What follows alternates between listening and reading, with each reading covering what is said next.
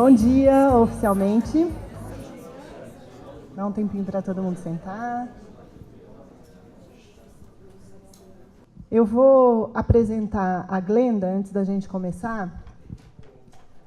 A Glenda, ela começou a carreira dela como professora, depois ela foi trabalhar na indústria funerária e resolveu ser diretora funerária. Ela entrou numa universidade mortuária para entender e viver a situação, viver o que é você fazer um funeral de verdade. E há 17 anos atrás, ela criou esta profissão. Então, foi ela que praticamente inventou e levou para os Estados Unidos a ideia de celebrante. E o que ela vai mostrar hoje para a gente é um tipo de serviço que a gente pode oferecer, levando em conta toda a relação humanizada com o nosso cliente e todo o processo de luto do nosso cliente. E isso vale tanto para funeral de sepultamento, de cremação, para velório, vale para todas as ocasiões, e isso é surpreendente para o nosso cliente. Eu tenho certeza que no Brasil nenhum cliente recebeu esse tipo de homenagem e esse tipo de cerimônia que a gente vai aprender aqui hoje. Então, eu sou suspeita para falar, eu fiz o curso. Esse curso que a gente vai ter hoje aqui, de um dia, ele, na verdade, é um treinamento, o curso completo é um treinamento de 5 dias, então dá para a gente mergulhar bem profundamente nesse material. O que a Glenda vai falar, ela vai deixar o material com a gente, tem bastante subsídio para a gente continuar o trabalho depois, e eu espero que vocês aproveitem tanto quanto eu aproveitei quando eu fiz. Good luck. Bom dia. Me chamo Glenda. Eu me chamo Glenda. Estou aqui há 3 dias e é tudo que eu sei. E obrigada. Estou honrada em estar aqui. Está sendo uma experiência fascinante. Eu estou aqui desde quinta, estive com a equipe da Primaveras nos primeiros 2 dias e eu aprendi tanto quanto eu ensinei. Vocês fazem coisas incríveis para as famílias que atendem e fazem coisas muito melhor do que a gente faz nos Estados Unidos. Então, parte do que a gente vai falar hoje é como pegar essas práticas que vocês já usam e como expandi-las, como melhorá-las. Então, vocês não têm os maus hábitos que nós temos nos Estados Unidos. Então, algumas das coisas que eu vou falar a gente não faz isso tão bem lá, vocês fazem melhor aqui, então sim, façam, continuem. E como vocês podem oferecer melhores serviços e melhorar o que vocês já fazem para suas famílias. Então, vocês vão continuar com as suas práticas boas e talvez expandi-las. A Gisela, quando ela me ligou e pediu para vir, eu falei, eu não sei o que dizer. Mas tem sido uma troca incrível de ideias, informações, e eu estou realmente muito feliz e honrada de estar aqui. Se vocês tiverem qualquer pergunta, enquanto eu falo, vocês levantem as mãos e eu vou até você com o microfone e vocês serão traduzidos. E as tradutoras estão me ouvindo já há 2 dias, então elas estão um pouco cansadas de mim, das minhas piadas, mas elas vão me ajudar bastante.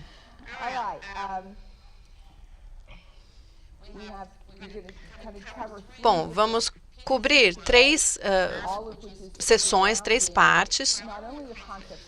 Não só os conceitos do celebrante, mas o conceito de como servir famílias de maneiras diferentes, como oferecer serviços de maneira diferente, porque a cerimônia para as nossas famílias, as palavras, os processos e tudo o que a gente pode fazer durante a experiência de um funeral é o que vai tocar e ser lembrada pelas famílias e é o que vai manter os seus negócios saudáveis. Então, a gente vai abordar isso tudo hoje.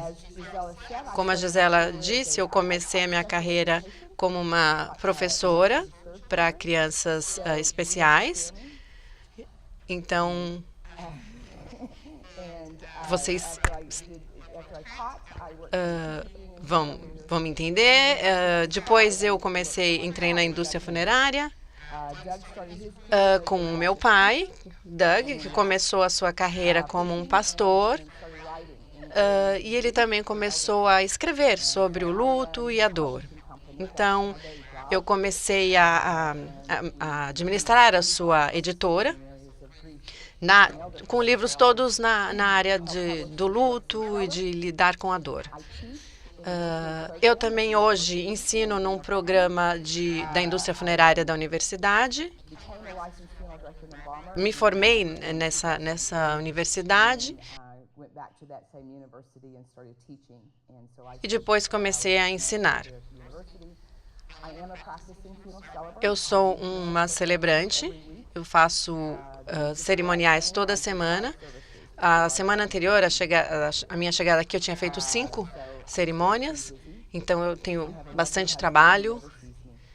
E eu tenho bastante trabalho, muitas fotos. Meu marido quase não me vê. Então, eu faço muitos treinamentos como esse. E a semana anterior a vir aqui, eu estava em Nova York, em Ontário, em muitos outros lugares, fazendo esse treinamento também. Nós somos apaixonados pela ideia do que podemos fazer pelas famílias. A dor é a mesma no mundo inteiro. Se alguém morre, a gente sente algumas coisas e às vezes a cultura e as práticas são diferentes. Vocês fazem em 5 horas, eu faço em 5 dias, mas a dor é a mesma. E é isso que estamos aqui, para dizer isso. Para falar um pouco desse processo e reconhecer o que essas famílias precisam e como podemos nos comprometer com isso de uma maneira diferente. Eu acho que todos nós aqui somos profissionais desse negócio e entendemos que o funeral é uma maneira valiosa de começar essa jornada da dor. A gente começa essa passagem para as famílias.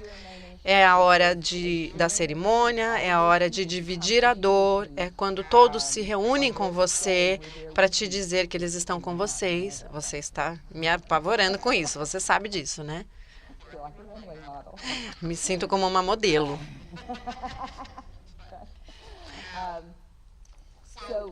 Então, a gente sabe que a gente não estaria nesse negócio se a gente não soubesse a importância disso.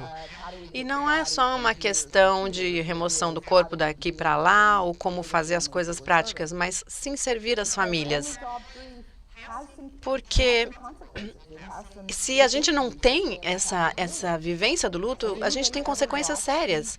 Alguém aqui já assistiu o show, a série Acumuladores na TV? Onde as pessoas acumulam muitas coisas em casa? Mas a questão aqui é que se você ouvir a história dessas pessoas, eles vão dizer, eu estava bem até. Tem sempre um trauma, sempre uma dor, tem sempre algo que cria o problema. E não é só, eu sou folgada e não quero jogar as coisas fora. A questão é, eu tenho um buraco dentro de mim que eu quero preencher, então eu vou começar a juntar as coisas à minha volta. As pessoas, mesma coisa com quem tem abuso de substâncias, de drogas. Não é que a pessoa resolveu ficar viciada, mas é que ela teve uma má experiência e ela queria preencher aquele espaço. E a maioria das vezes é uma dor não resolvida, é uma perda, um problema. Então, lidar com isso é muito maior do que a gente pensa. Tem implicações de suicídio, afeta as pessoas. Se as pessoas não têm um começo saudável, elas vão ter problemas lá na frente. Esse negócio de eu não vou falar sobre isso, eu não vou pensar nisso, não é bom. As coisas ficam maiores. Eu vi isso em ação há 2 semanas atrás. Eu fui chamada para fazer uma cerimônia de uma mulher de 40 anos que entrou no banheiro e se suicidou na frente do seu marido. Ela tinha 2 crianças de 7 e 11 anos e ela não podia mais aguentar. A sua história é o seguinte, quando ela tinha 12 anos, a sua mãe faleceu quando ela estava em casa sozinha com a mãe. A mãe teve um AVC e a criança era a única que estava em casa. Ou seja, é muita coisa para lidar e ninguém sentou e falou, vamos falar sobre isso. Vamos ver como você está se sentindo. As pessoas falaram, uma criança, ela vai superar. Quando ela tinha 21 anos, ela foi diagnosticada com câncer. Ela passou por um tratamento difícil, mas ela se curou.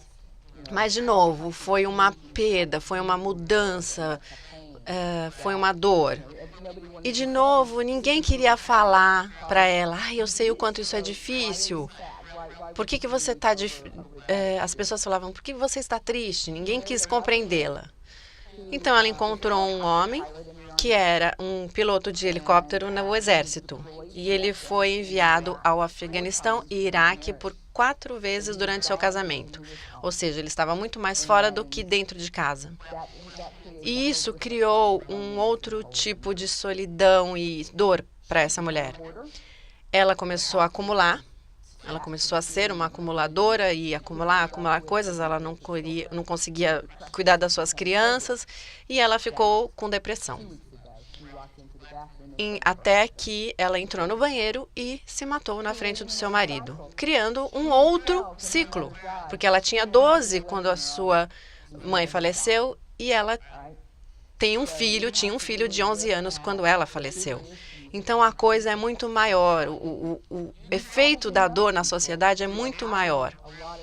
Então, provavelmente, vocês conhecem pessoas com problemas de drogas, de depressão, e a gente precisa ver isso, porque se você olhar para trás, você vai ver, né, o histórico dessa pessoa, vocês vão ver que houve um problema, houve um trauma que não foi lidado de maneira correta.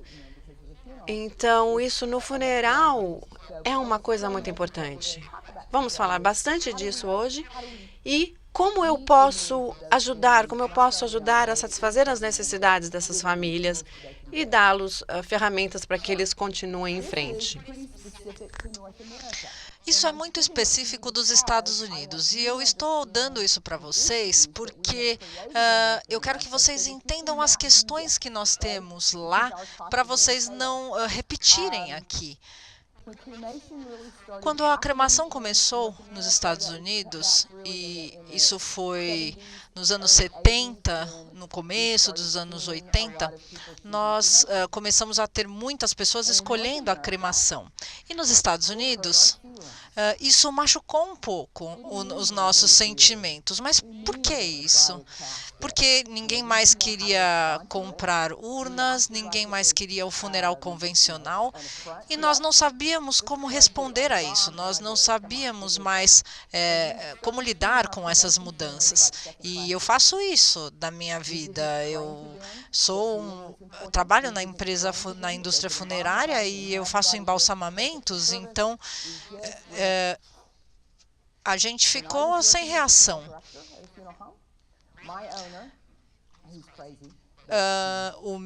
A pessoa que me empregou ficou meio louca, porque a gente não sabia o que fazer, e era uma atitude muito comum. A atitude mudou para nós queimamos o nosso lixo. A coisa foi estranha. Nós não tratamos as famílias de cremação bem, da maneira como elas mereciam ser tratadas. O mercado era muito rápido, nós criamos um gap muito grande entre o funeral convencional e a cremação. Aqui vocês não têm isso, aqui vocês têm toda a preparação de qualquer maneira e então uma decisão entre cremação e o enterro convencional. Nós tínhamos a cremação direta, que era essa cremação desde o começo, sem preparação nenhuma. Então, começou a haver uma distância muito grande entre um serviço e outro. Nós deveríamos estar fazendo todo esse processo de qualquer maneira. Então, as famílias começaram a ver a diferença, porque um funeral convencional era muito mais caro do que uma cremação direta. As pessoas começaram a achar que era muito simples e muito fácil fazer uma cremação. Então, não tínhamos mais nada, não tínhamos mais velório, não tínhamos mais nenhum tipo de cerimonial, era só tomar conta do corpo e mandar para a cremação.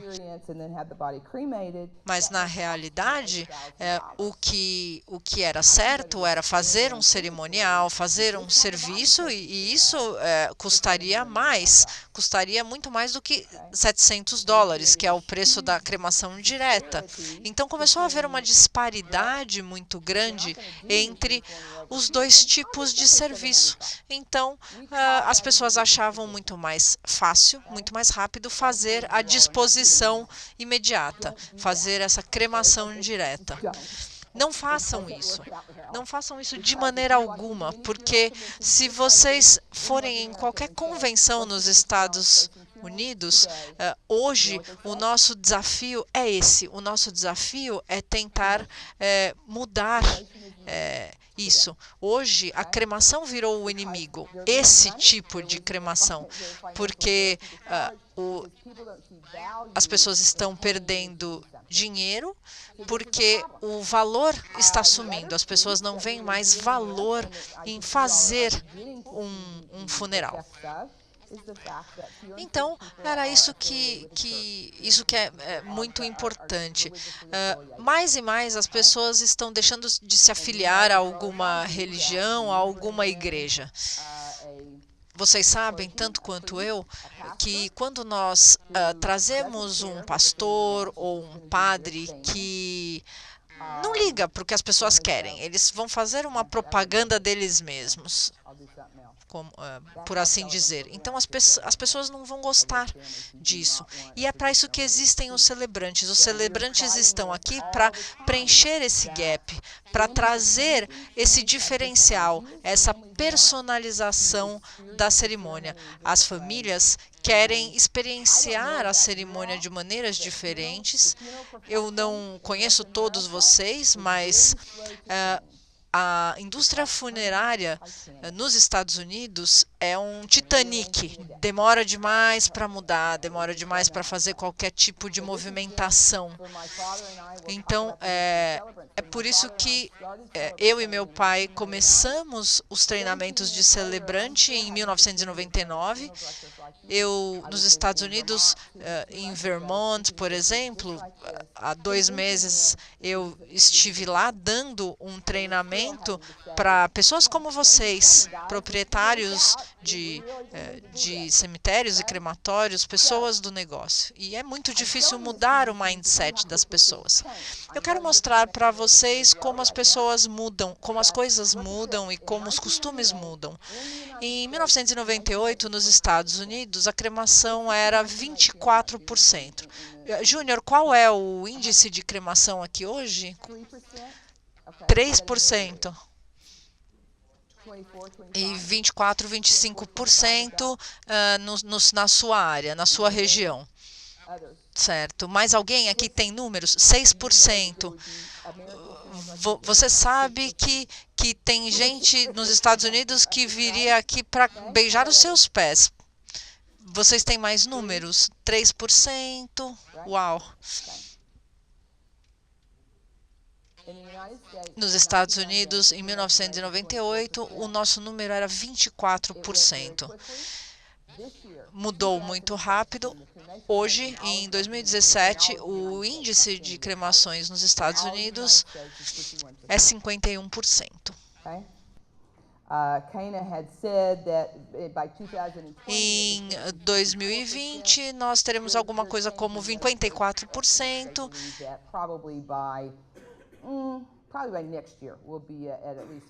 Na realidade, provavelmente o ano que vem já será alguma coisa como 53%. São mudanças muito rápidas. E é isso que as famílias estão dizendo o tempo todo. Mas a cremação não é o problema. o problema é abordar as famílias que procuram pela cremação. Então, eu estou aqui para dizer para vocês que vocês estão fazendo tudo muito certo na realidade, mas nós vamos ensinar coisas hoje para que vocês não tenham os problemas que nós tivemos, a cremação direta, para que vocês tragam mais e mais pessoas para fazer a cremação, mas com o cerimonial agregando valor. Eu tinha um aluno na minha sala, quando eu dava aula, e ele simplesmente cruzou os braços e disse: meu pai, eu sou de Oklahoma e a gente fala desse jeito, meu pai não vai servir as famílias de cremação. Isso era em 2003. E aí eu falei para ele: você me chama quando o negócio do seu pai falir, tá? Quando o negócio do seu pai quebrar. Porque essa era a atitude naquela época nos Estados Unidos. Ninguém queria falar sobre cremação, está acabando com a indústria. Então, vocês abraçaram isso, vocês entendem como deve ser feito e essa evolução que pode ser muito rápida e as coisas podem mudar muito rápido. Bom, nós temos algumas piadas sobre todos esses problemas nos Estados Unidos. Eu vou dar um momentinho para vocês lerem.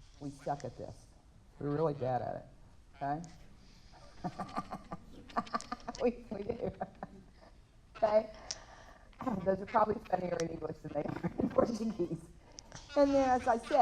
E, como eu disse, a segunda parte que afeta é a mudança no perfil religioso. Nos Estados Unidos, as pessoas que se identificam como não religiosas, não relacionadas a uma igreja, esse número tem crescido muito, e de 16% para 22%. Em 2015, 22%. É um grupo de pessoas que cresce muito, pessoas que não se identificam como religiosas. E se você for apenas fornecer serviços religiosos, essas pessoas vão cair fora, porque a gente não tem nada para elas. Então, isso muda muito a abordagem que fazemos com as famílias. Esse crescimento tem mudado muito todo o perfil. As pessoas, outras pessoas que se identificavam como cristãs, hoje não se identificam como religiosas. Isso eu acredito que aconteça aqui também. Nós temos alguns números, os católicos caindo, os evangélicos crescendo, e as pessoas que não se identificam como religiosas crescendo também. E essas pessoas que têm dito para nós: olha, não, obrigada, não quero fazer cerimônia nenhuma. Aqui é um perfil brasileiro. Os católicos, esse é o número de católicos no Brasil. Mas esse número está decaindo, os protestantes crescendo, os não religiosos crescendo um pouco, não é 22% como temos nos Estados Unidos, mas, enfim, eu acredito que se vocês fizerem essa pesquisa e se eles disserem, se alguém perguntar para vocês: vocês são católicos? Provavelmente vocês vão dizer que sim, porque vocês iam na igreja quando eram crianças, foram batizados, mas isso era no passado. Hoje, talvez muitos de vocês nem pratiquem mais isso, e vocês pode ser que vocês estejam futuramente nesse grupo que não é religioso ou não é católico, pelo menos. Então, eu acho que esse número aqui de católicos é muito mais baixo e o número de não religiosos é mais alto. Então, se eu perguntar para você o que você é, você vai dizer: ah, eu sou católico, porque meu pai e minha mãe me criaram assim. Existe uma humanização de famílias nessas escolhas,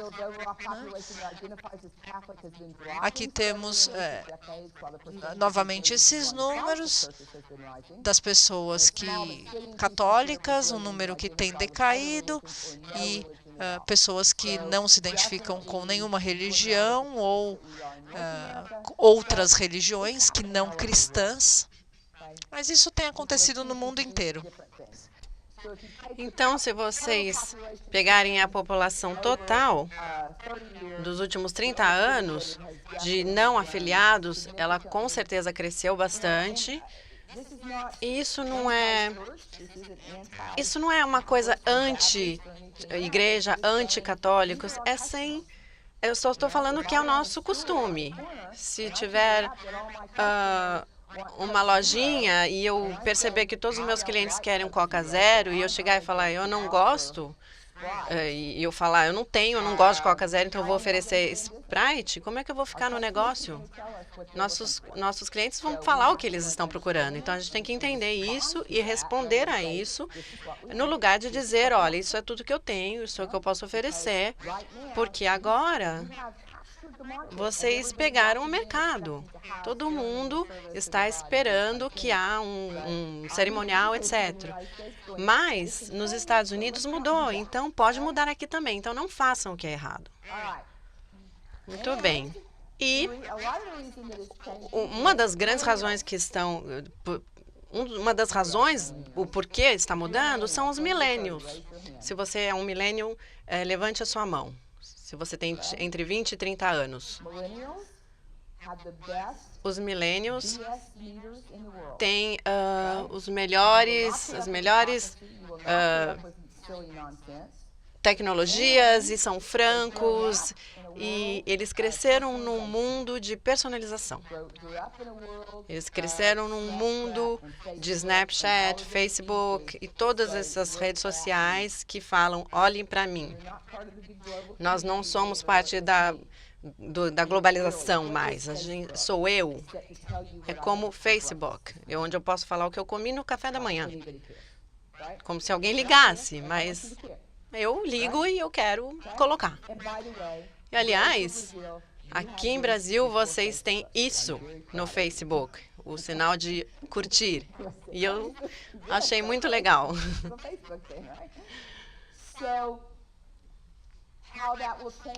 Como isso vai mudar nossos negócios? Os millennials vão ser nossos próximos clientes, quando eles começarem a enterrar os seus pais e avós. Eles estão crescendo e eles querem um serviço num mundo personalizado, customizado. E eles vão falar, é assim que a gente faz as coisas.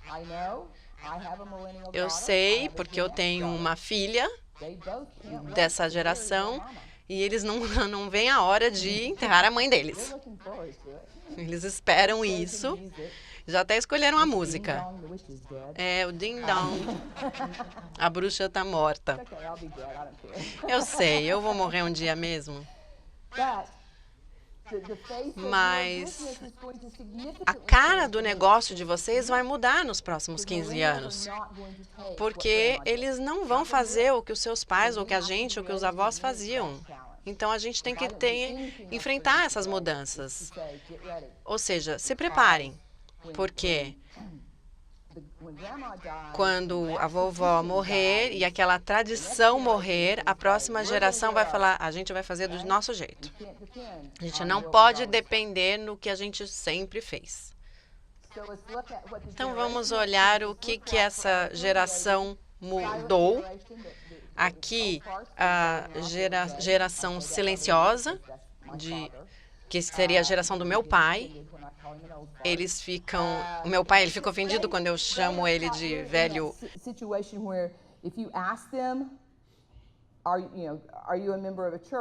Naquela época, apenas 11% não eram afiliados e tinha um pouco isso de todo mundo tinha uma igreja. Depois teve os baby boomers, a minha geração, começamos a mudar um pouquinho, sair um pouco das igrejas. Isso é o que acontece nos Estados Unidos, tá? E essa é a mudança que os millennials estão nos mostrando.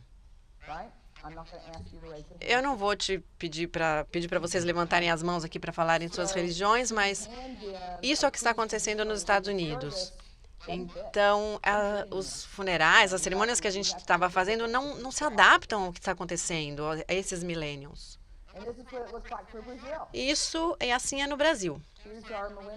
Aqui estão os millennials, uma taxa muito menor. E a identificação com as igrejas muito menor. Aqui as outras gerações, geração X, X, Baby Boomers.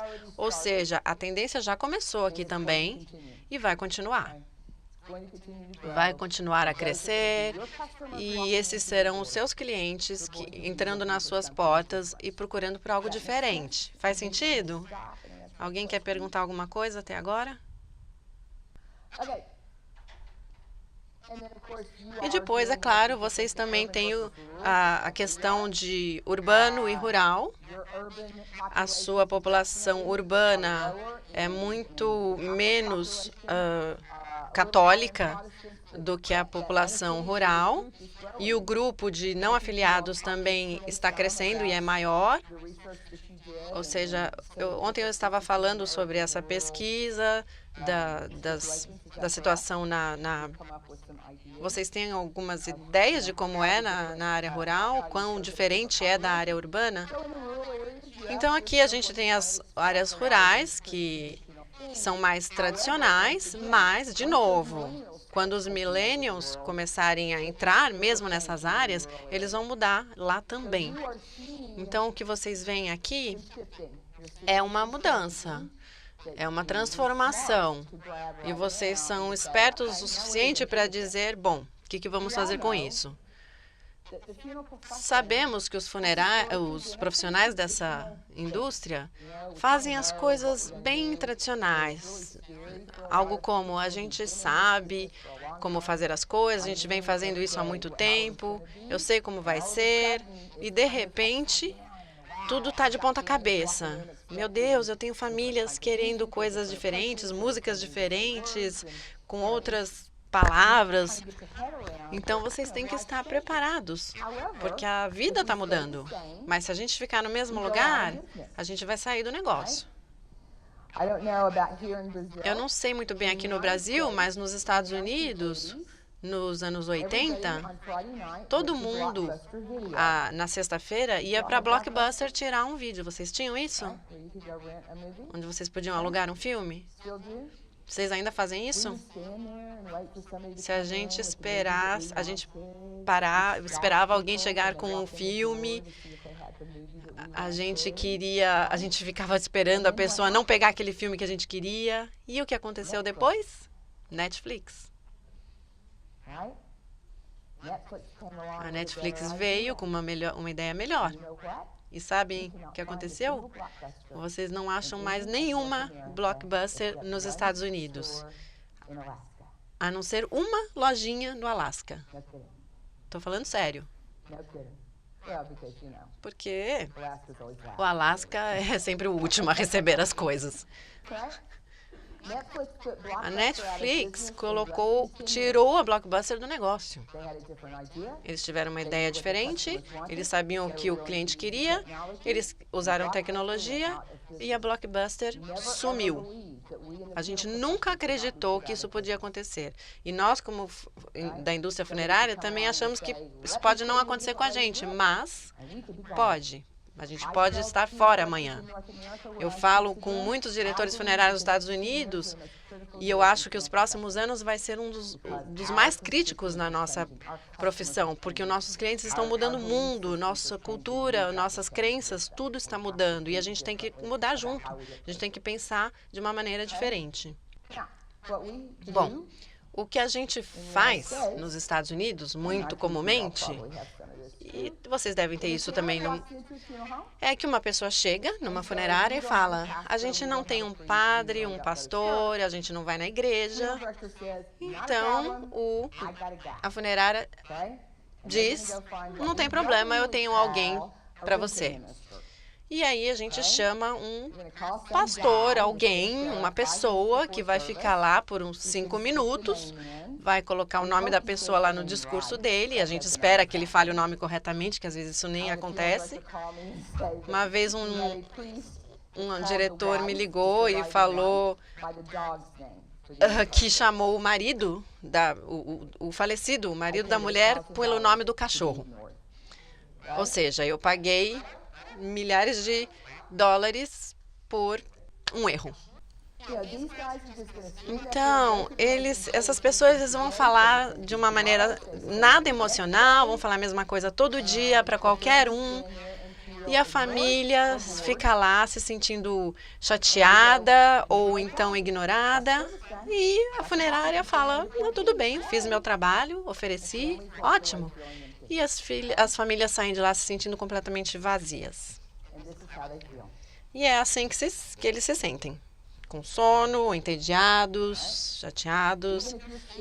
Mesmo se você estiver na área de visitação e você pede para alguém fazer um serviço, você vai ver que é igualzinho.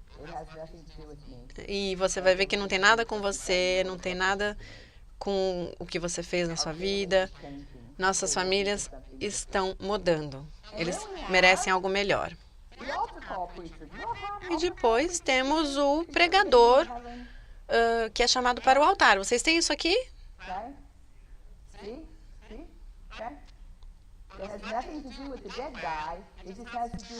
Isso não tem nada a ver com a pessoa que faleceu. Tem a ver com: eu tenho uma plateia e eu preciso levar todo mundo para o céu. Nos Estados Unidos, nós somos ruins nisso, sabe? Eu fui num serviço com o meu marido e ele é contador. Ele não entende nada do que eu faço, ele não gosta de falar de pessoas mortas, de funerais, nada. Ele não entende nada do que eu faço. Mas o hobby que ele tem é ir à corrida de cavalos. Ele adora apostar em cavalos e ele é bom, porque ele consegue descobrir todos os números, as possibilidades, probabilidades.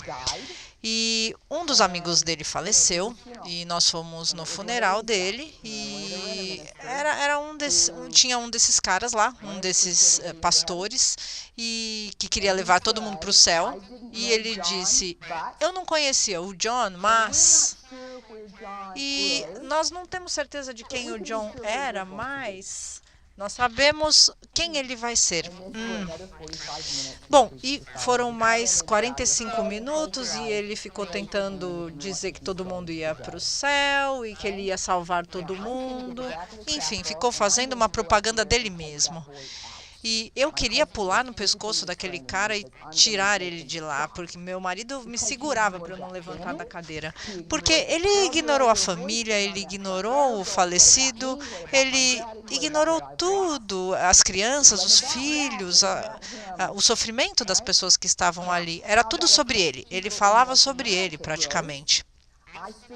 Então, enquanto eu estava saindo, eu ouvi as pessoas dizerem: nossa, quando eu morrer, não faça aquilo. Eu não quero isso para mim.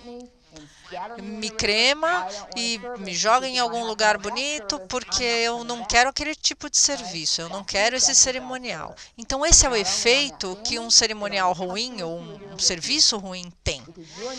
Ninguém vai voltar. As pessoas não vão voltar. As próximas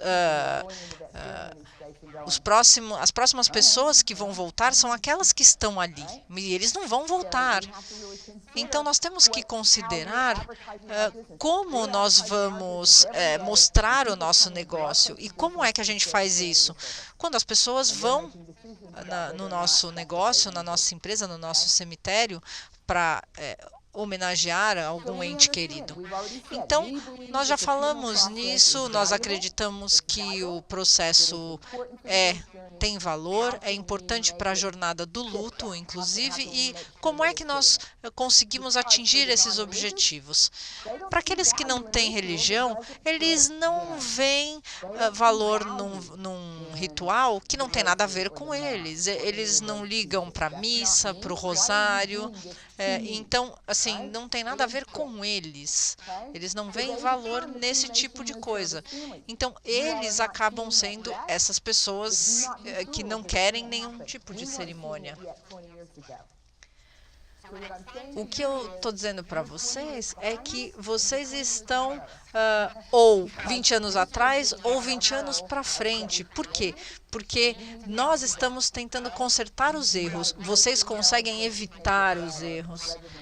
Vocês conseguem fazer melhor sem errar. O Júnior, a Gisela, eles podem dizer tudo isso e afirmar tudo isso quando eles vão para os Estados Unidos e veem o que acontece lá. Então, essas são as coisas que a gente não quer que aconteçam, que a gente quer evitar. A personalização é muito importante. Eu gosto quando tem uma música especial, flores especiais, tudo que pode ser adicionado. Mas hoje nós vamos falar de algumas ferramentas de como vocês conseguem falar, como vocês conseguem adicionar palavras ao cerimonial. Os celebrantes conseguem adaptar e servir às necessidades de tipos diferentes de cerimônias. Eu entendo que nós temos um tempo muito mais longo nos Estados Unidos, se isso acontece. Quando alguém falece, as pessoas começam a fazer os preparativos no dia seguinte e o serviço acontece 3 dias depois. Se for cremação, eles chegam, por exemplo, eles fazem a cremação até sem um velório. Às vezes eles não querem nenhum velório e vão ter um serviço 5 dias, 10 dias depois. Eu já fiz um serviço no Dia das Mães para uma mulher que morreu em dezembro, para vocês terem uma ideia de como as coisas são mais lentas. Ela morreu, ela foi cremada, mas a família não conseguiu se juntar até o mês de maio. Mas isso não é incomum, não. Isso é muito comum. Então, quando a gente permite essa cremação rápida, essa disposição imediata, isso muda muito os planos que você faz para o cerimonial. Então, nós conseguimos fornecer palavras cerimoniais já quando a família chega para falar do serviço. Você consegue levar alguém numa sala de cerimonial e conversar com as famílias, conversar com as pessoas e falar sobre o que elas querem para esse momento. Bom, vocês devem olhar para mim e dizer, bom, a gente não tem tempo para isso, a gente não tem esse tempo todo porque aqui é diferente, mas vocês podem adaptar. Eu vou dar alguns exemplos para vocês que vocês podem usar alguns pedaços, vocês conseguem pegar apenas um parágrafo, um conceito e usar para vocês. Essas coisas que eu vou mostrar são muito adaptáveis para o tempo e para o tipo de serviço que vocês têm, mas é muito importante que haja alguém para fazer essa celebração, para falar essas palavras. Eu vou compartilhar com vocês hoje a minha experiência, as minhas palavras, para vocês entenderem como nós abordamos as famílias, como nós abordamos os religiosos e o tipo de serviço que nós fornecemos. Quantos de vocês têm alguém, ou um pastor, ou um celebrante, um mestre de cerimônias. Quantos de vocês têm alguém assim que diz algumas palavras ou no final do velório, ou num momento, numa sala de cerimônia? Vocês têm alguém que faz isso? Quantos de vocês têm? Levantem a mão, por favor. Um dedo para se for um pastor ou uma pessoa religiosa. Tá. A maioria de vocês tem um pastor ou um padre. Ok. Vocês não têm outros tipos de celebrante que não tem nada a ver com religião. E o que eu ouvi do Júnior é que normalmente são as mesmas palavras o tempo todo, o mesmo discurso de celebração o tempo todo. Então vamos pensar.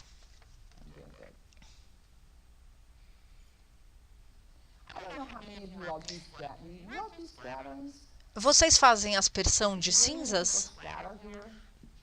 Vocês fazem essa aspersão de cinzas?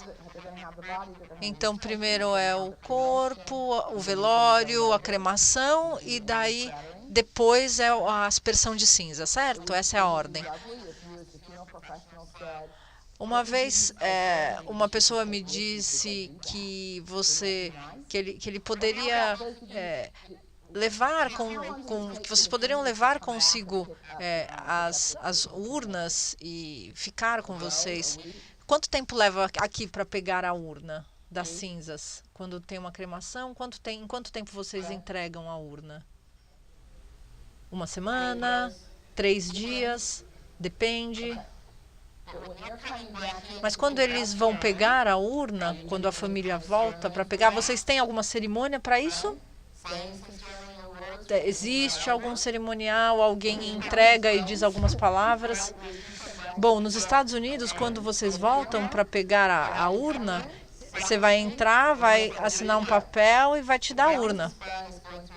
É como se você entrasse num drive-thru do McDonald's e é rápido e prático. Sabe, gente, é a mãe de alguém, né? Então, são coisas que nós temos que incorporar no nosso dia a dia. Obviamente, eu estou aqui para falar de como vocês incorporam um celebrante, um mestre de cerimônias no negócio de vocês.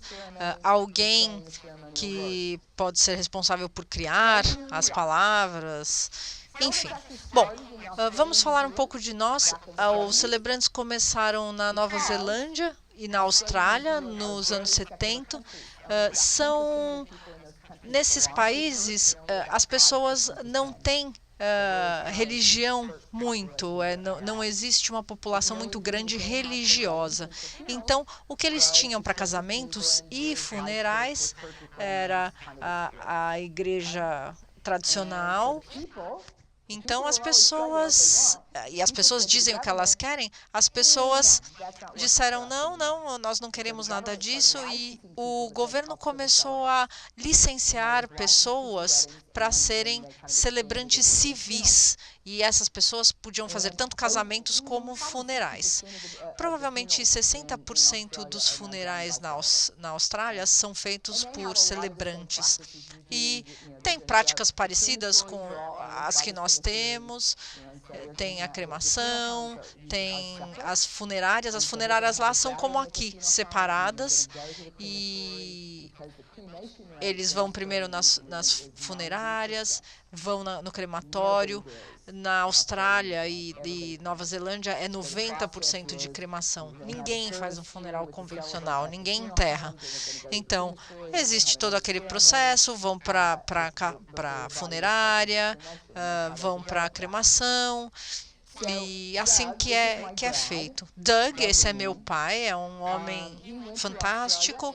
Ele foi para a Austrália em 1993 e foi conversar com proprietários, com diretores funerais e foi entender o que são os celebrantes e perguntou o que é isso. E então eles explicaram, são profissionais que são formados para ajudar, para fazer serviços, para fazer cerimônias. E aí ele falou, bom, a gente precisa disso, a gente precisa desse tipo de ideia, porque nós estamos vendo cada vez mais e mais pessoas saindo das igrejas e das religiões.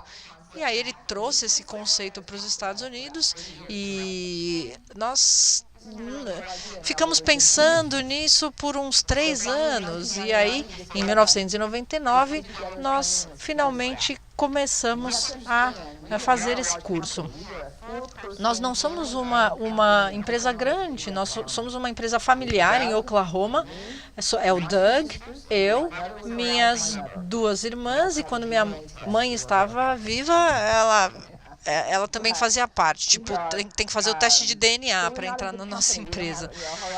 Nós somos uma empresa pequena e nós achamos isso importante, esse conceito importante, o luto é importante, nós queremos ajudar e nós criamos o treinamento de celebrante.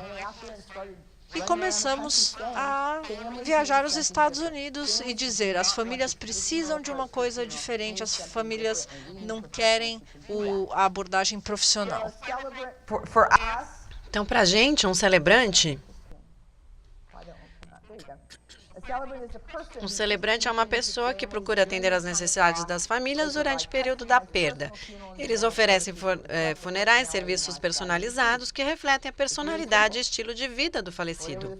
É muito simples. O que eles precisam é o que a gente vai fazer. Eu não tenho um padrão, uma bíblia, um manual.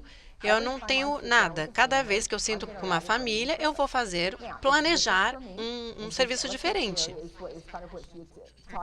E é o que ela estava falando na introdução. A gente começa a falar com as famílias por 2 horas. Eu tenho 3 funerais por dia. Aqui é muito rápido. Eu vou ficar 2 horas com uma família. Vocês não conseguem fazer isso, porque no dia seguinte, provavelmente, eu vou estar fazendo o serviço, a cerimônia. Então, a gente tem que usar outras ferramentas de maneira que vocês possam adaptar isso tudo num tempo menor. Mas a gente pode diminuir o ritmo das famílias que vocês atendem? Talvez a gente pode sentar com eles e falar, olha, é muito importante para a sua jornada, para a sua vivência do luto, para parar um pouquinho e honrar um pouco a vida da sua mãe. E não só passar pela papelada e a cerimônia típica. A gente pode sentar e conversar sobre quem ela foi. E aí, na próxima oportunidade, a gente vai falar... Na verdade, nas próximas sessões, eu vou falar como falar ao telefone e essas coisas que fazem diferença, porque as famílias respondem a isso. Quando eu faço cerimônias em Oklahoma, eu tenho pessoas me ligando depois da cerimônia e me falando, é isso que eu quero. Às vezes, 5 anos depois, me ligam. Às vezes, a pessoa me liga depois de ter visto uma cerimônia ao lado do túmulo, não foi nem na capela. E eles me ligam 5 anos depois e falam, a gente estava lá e eu quero isso. As pessoas se lembram do que é significativo para elas. E isso é o que a gente faz.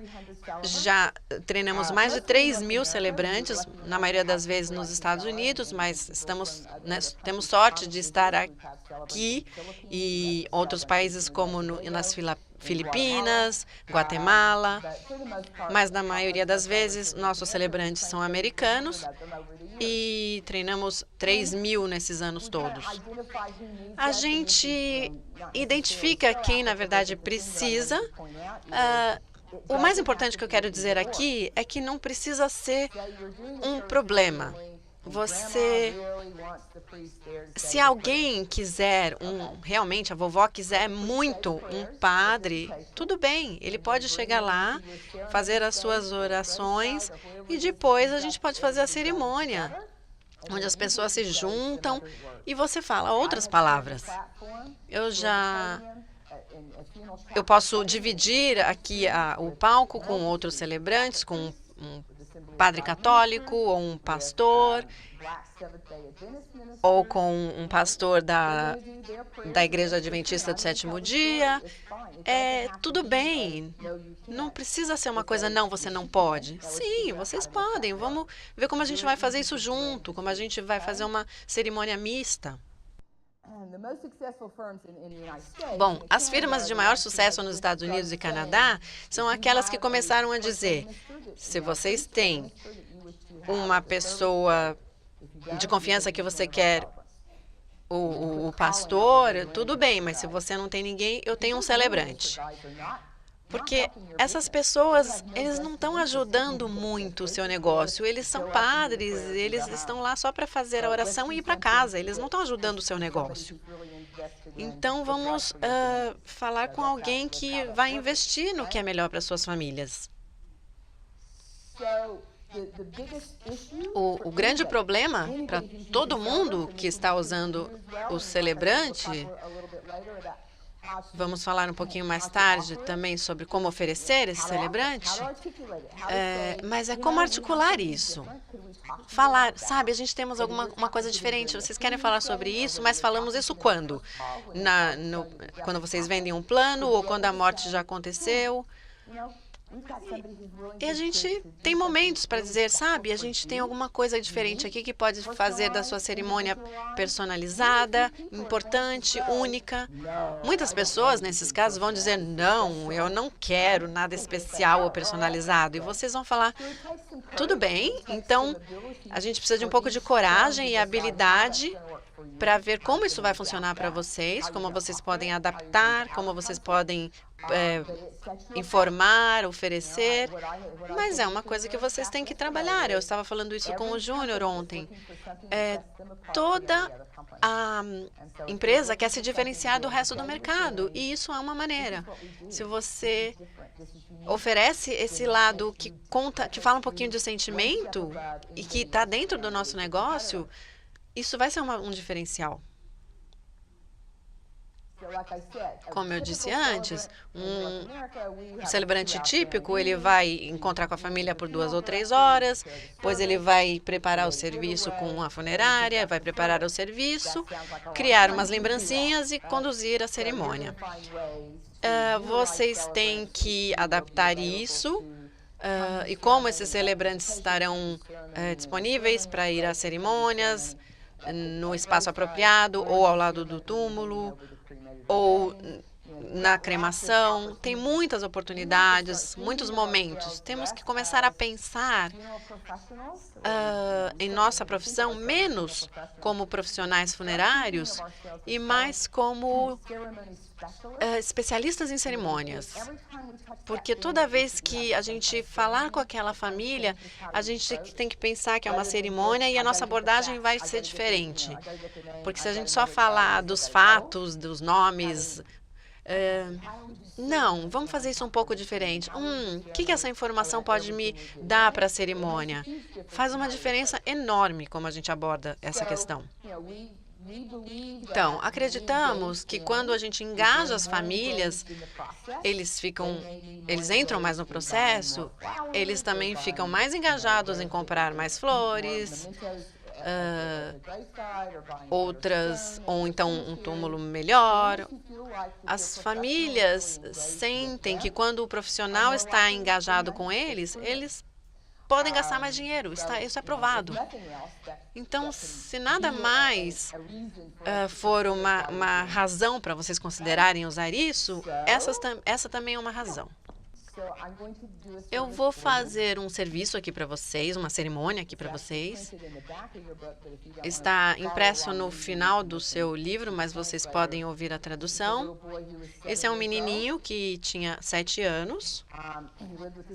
Ele morava com sua mãe e seu padrasto, e o seu pai biológico queria levá-lo para um lago no feriado de 4 de julho, e a mãe não queria deixar, mas o pai falou, não, é meu filho e eu quero levá-lo. levá-lo. E eles foram, e o pai e a sua família começaram a beber, não prestaram muita atenção, e Hunter entrou no lago e se afogou. Uma pessoa estranha tirou ele do lago, o pai seguiu a ambulância até o hospital, e quando declararam o menininho morto, ele ligou para a mãe e falou: o seu filho está morto. Desligou o telefone e voltou para a festa. A mãe teve que procurar o menino, porque ela não sabia nem qual era o hospital. E eu atendi o telefone para fazer a cerimônia. Eu tinha pouco tempo e eu queria chegar o mais perto da experiência que ela tinha tido, porque na verdade, quando eu liguei para encontrar com a família, o pai, a mãe e o padrasto não conseguiam falar, então eu tive que me encontrar com o tio e a esposa, e tive meia hora com essa pessoa para ele me falar, e tive que criar toda uma cerimônia só com esse tempo e só com aquelas informações. Então, vocês podem ver que talvez vocês não tenham realmente 2, 3 horas para encontrar com a família, mas você consegue pegar bastante informação num período de curto bem menor. Isso a cerimônia foi na capela, depois a gente foi para a área ao lado do túmulo. Foi um serviço grande porque tinha crianças. E eu acho que vocês têm que prestar atenção, que vocês têm que ser bem coesos nas informações e nas palavras que vocês vão usar e adaptem isso para quando vocês forem fazer. Então, no começo do nosso serviço, todo mundo já estava sentado na capela e a família entrou, nós sentamos todo mundo e pedimos a todos para levantarem. Vocês não precisam, não é vocês. E eu diria, nós estamos aqui para apoiar em respeito, em solidariedade, em honra. Nós estamos aqui para lembrar vocês que nas horas difíceis essas pessoas estão ao seu lado, para lembrar essa história, para dividir um abraço, para dividir os ombros. E vamos lembrar dessa pessoa, desse menino que tocou a cada um nessa sala. Nós estamos aqui pelo Hunter. E aí todos sentaram. Nós estamos aqui porque isso é o que as pessoas fazem. Desde o começo do tempo, nós estamos aqui para tomar conhecimento da morte de alguém, para honrar uma vida vivida, para dar um espaço sagrado para a dor, para falar dessa vida, para tomar fôlego e para tentar reconstruir uma nova realidade. Quando esse pequeno menino, que era uma presença tão grande e viveu uma vida tão sábia e amorosa em seus 7 anos, a necessidade de uma reunião de quem o amava é ainda mais necessária. E temos que achar cura e conforto. Então, nós estamos aqui porque é isso que as pessoas fazem. Bem-vindos, meu nome é Glenda Stansbury e eu tenho a honra e o privilégio de ser a celebrante funeral no nosso encontro de hoje, quando celebramos a vida e lamentamos a morte de Hunter, também conhecido como HPZ. Estamos aqui com a sua família, e aí eu dei o nome de toda a família.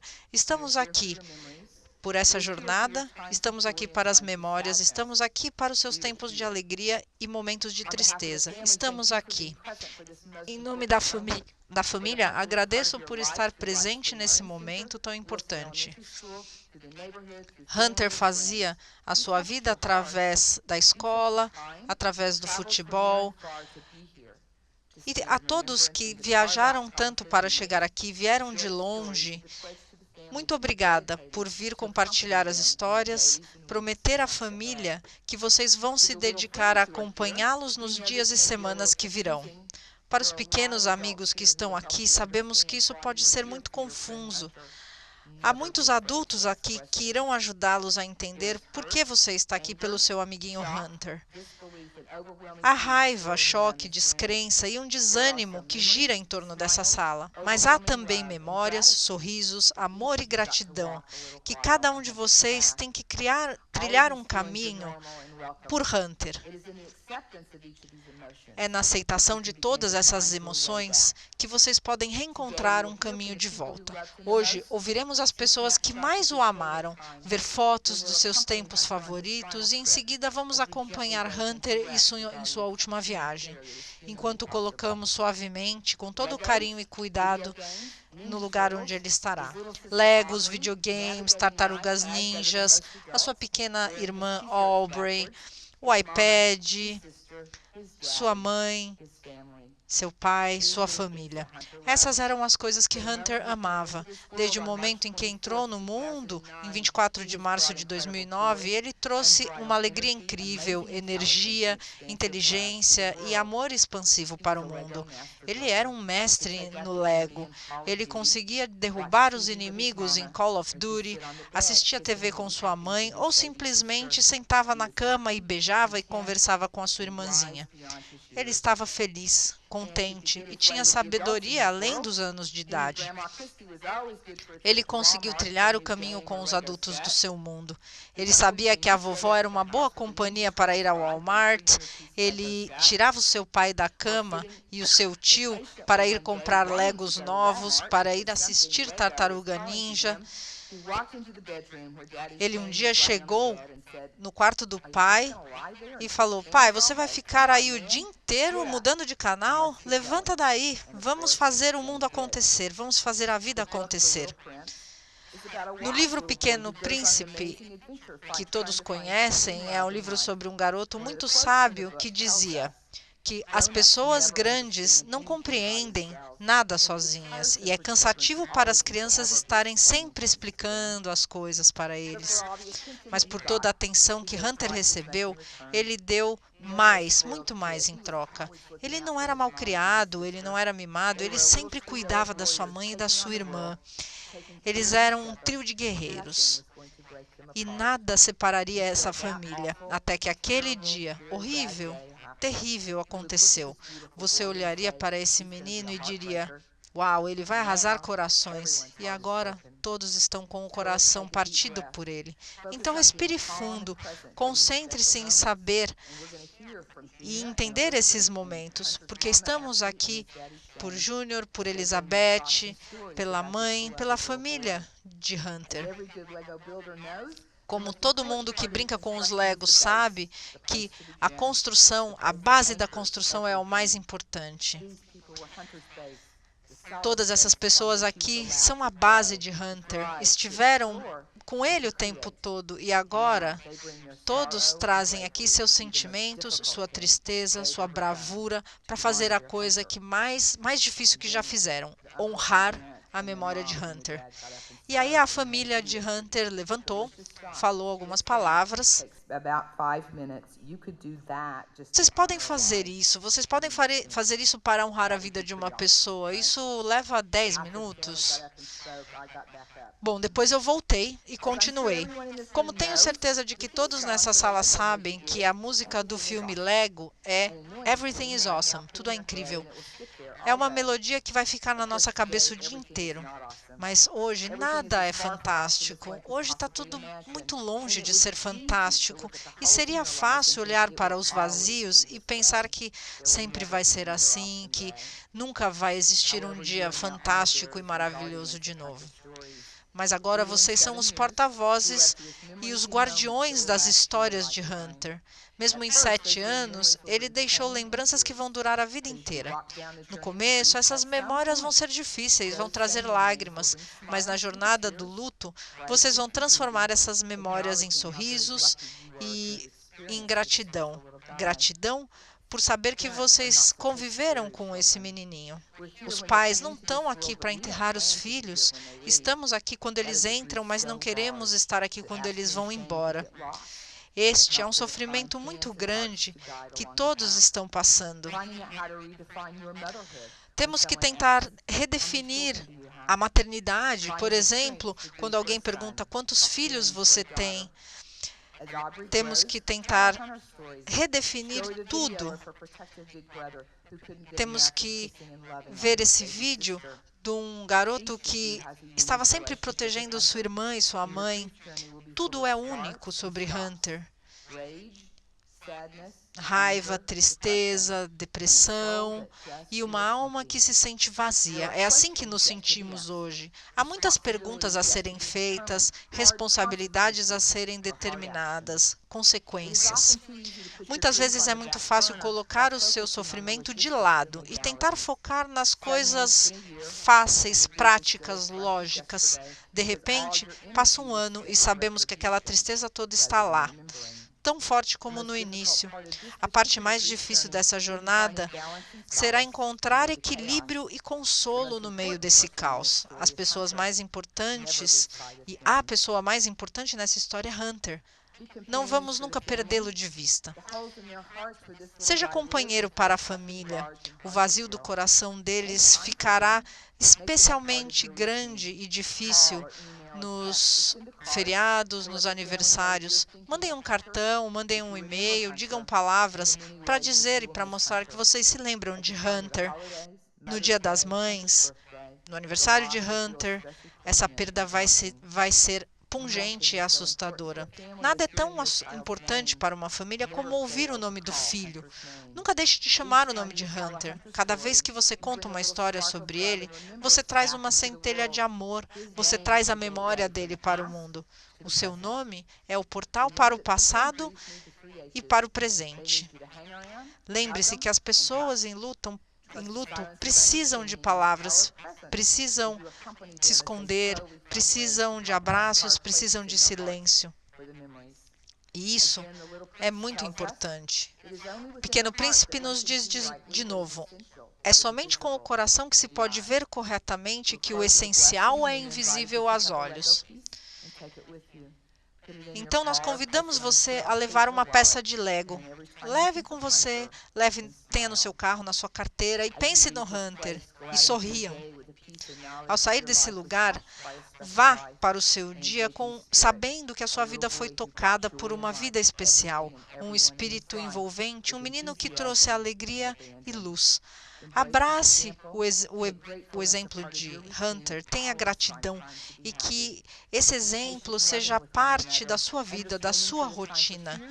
Sejam pacientes, amorosos uns com os outros.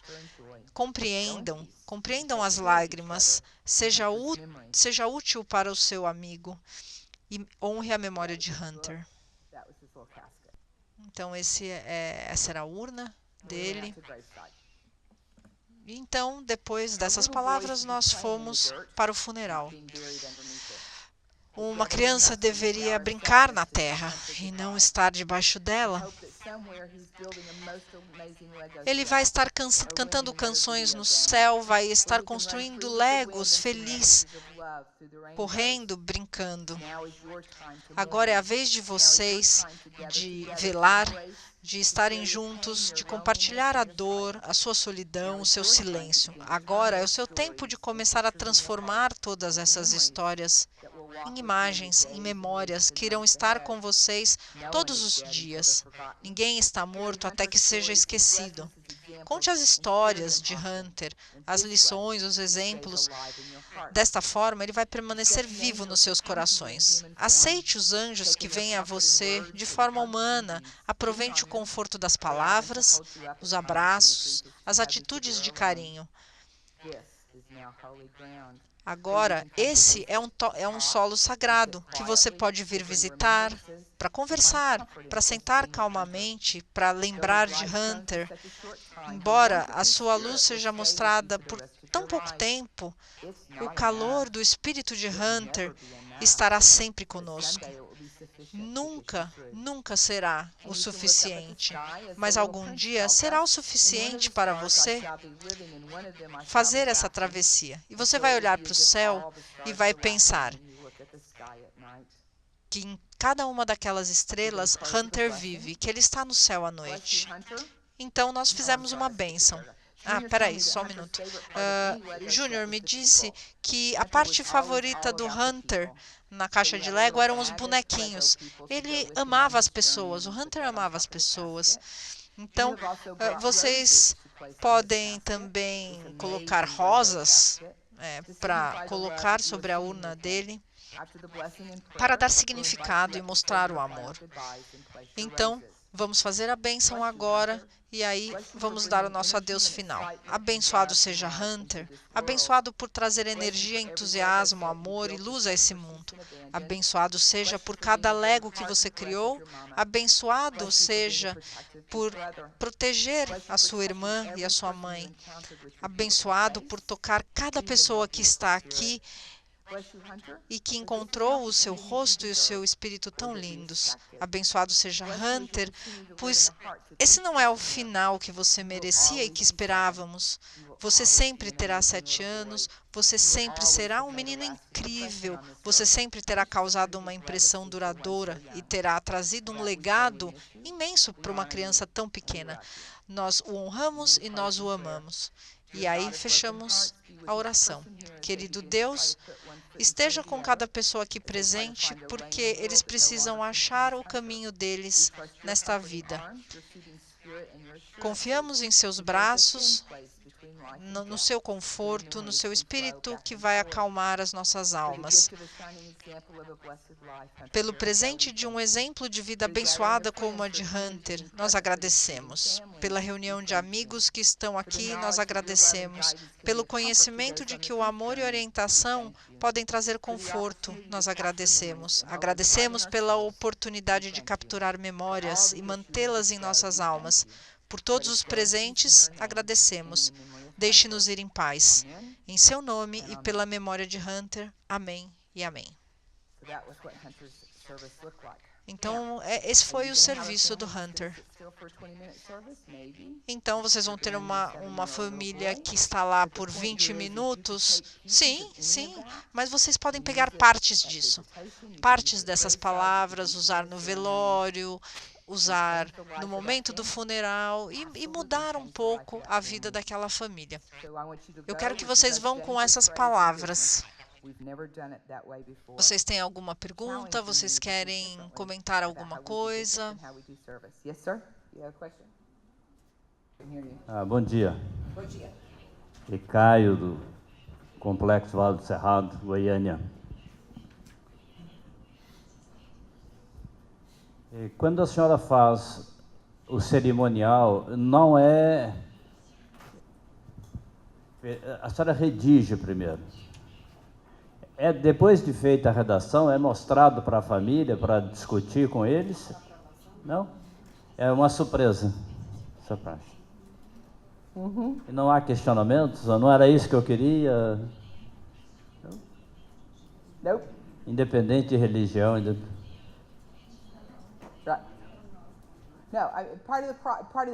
Não, parte do processo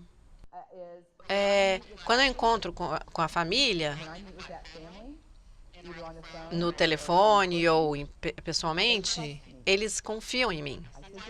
Eu sento com eles e falo, eu estou aqui por vocês, eu estou aqui para contar a sua história. Eu estou fazendo isso por 17 anos e nunca uma família me questionou, então, certo? Porque quando eles pedem um celebrante, eles pedem por algo especial. Eles sabem que eles não querem um privilégio ou um pedaço do céu. Eles querem uma cerimônia sobre a sua mãe, o seu filho, a sua avó. É isso que eles querem. Então, e se você modelar isso para a família, se você colocar isso para a família, eles vão aceitar. Obrigada. A senhora, mas é sempre redigido. Sempre, sempre redigido. A senhora sempre redige natural, assim. A senhora não faz isso. Ok. Thank you. Eu gosto de escrever antes para organizar meus pensamentos. É muita informação para dar. Então, isso me leva umas 5 horas para escrever, mais ou menos. Mas tudo isso mesmo, a senhora leva em conta a entrevista antes, né? A conversa antes, as 2 horas de conversa com ela, para lhe dar dados, porque a senhora possa redigir esse texto, né? Então, tá bem. Okay. Isso aí é o mais importante, né? Essa conversa, conhecer a família, escutar a família, para que você possa ter uma ideia de um perfil para isso, né? Yes. Ok, obrigado. Yes. Absolutely. Sim, com certeza. We have lots more to talk about, and we're going to Eu talk tenho specifically muita about coisa how para we do this dizer, and the especificamente em como technical fazer, steps to how we do nos this. passos mais técnicos. You guys deserve a break. Vocês merecem um café agora. Obrigada.